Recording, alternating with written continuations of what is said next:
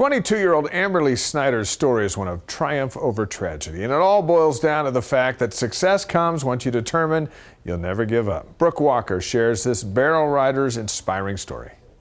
When I am on the back of a horse, it is the happiest place on earth for me. Well, by high school, I guess, I competed in barrel racing, pole bending, goat tying, breakaway roping. So I had 4 solid events. I was seriously probably the happiest girl in the entire world, hands down. I had just won that national title that I'd been dreaming of doing from the time that I started at 7 years old. By her senior year, she was Utah's FFA president and sat at 10th in the world in the all-around. For me, rodeo was the first thing I thought of when I woke up in the morning and the last thing I thought of when I went to bed. So I never imagined life without that, nor did I think I was going to have to.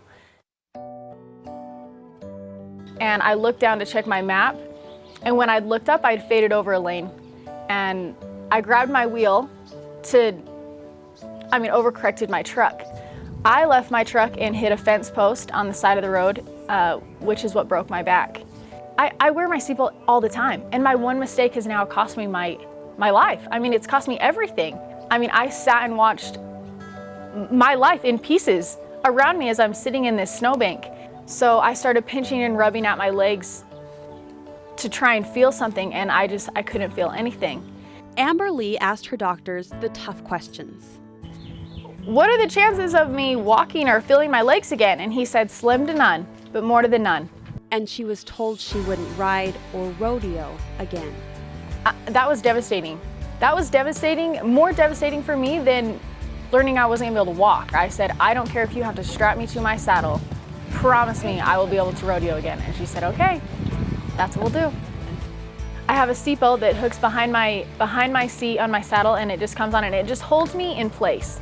I know who I am and I know what I stand for, but to have my entire life, I guess, turned upside down, and I had to realize who I really was. For me, everything was about awards, everything was about what I could show that I had accomplished, and at that point, I couldn't do that anymore. I had to show people that I'm Amberley Snyder without those things, and I can be a good person without those things. I think when the times are the hardest is when you are the closest to what you want to accomplish. That feeling is beyond describable for me, because it is the freedom that I can't have now with my legs, but I do with my horse. And she's coming back, even faster than before. Finally, finally I'm doing what I was doing before. And this situation hasn't held me back from that. You feel really free when you're on a horse. I feel very content and I feel very at peace when I'm on my horses. And especially now, that is the place where I feel the most free, because my horse is my legs. Brooke Walker, KSL 5 News.